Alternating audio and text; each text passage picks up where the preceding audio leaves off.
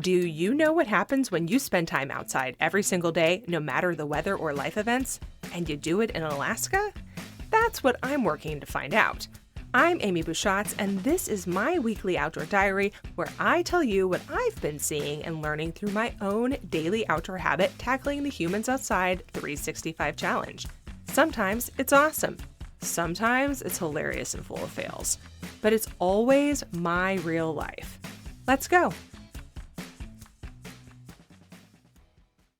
I'm not sure I knew what to expect when I started this podcast 4 years ago this month. As a news reporter, I was excited about the opportunity to chat with experts in the outdoor space. After all, one of the greatest perks of working as a journalist is the chance to follow your curiosity and talk to people you find interesting about the subjects that fascinate you. And yep, hosting this podcast has definitely brought that. Over the last 4 years, I've recorded 130 interviews and almost 200 outdoor diary episodes. That's 130 different opportunities to learn something from some truly amazing people, researchers, adventurers, and people doing extraordinary things in nature. And while yes, I've learned and been inspired to try new things while I'm outside, to expand my creativity and change the way I think about connecting with the world around me, those lessons are not, at least for right now, my favorite thing about doing this podcast. My favorite thing? It's the connections. Because each time I record an interview, I meet someone new.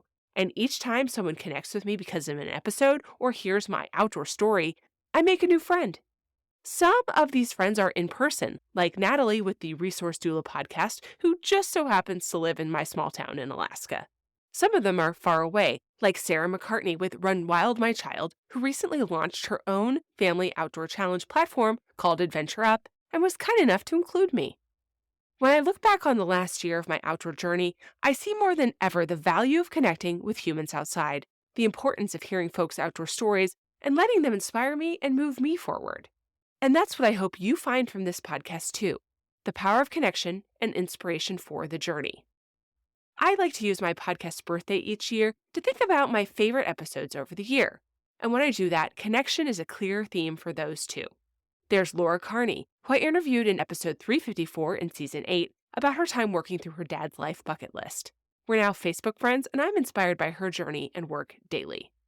In season 8, I also interviewed Brandy Small about building respect for outdoor users with bigger bodies.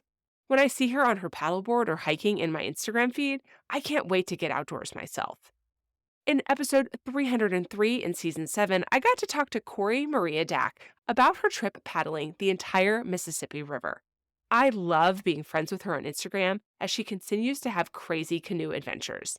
And the same thing goes for Crystal Gale Welcome from episode 300 in season 7, who does amazing thru hikes while living with a rare brain disease.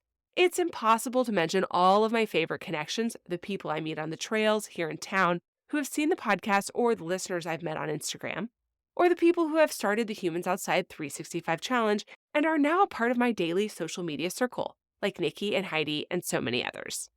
I'm so glad the Humans Outside podcast is a part of my life, and that through it and my daily challenge, you've become a part of my life too. Thank you. You can see photos of how I've been spending my outdoor time recently on Humans Outside on Facebook and Instagram, and I want to see photos of yours too, of course. Share them with hashtag HumansOutside365. And until next time, we'll see you out there.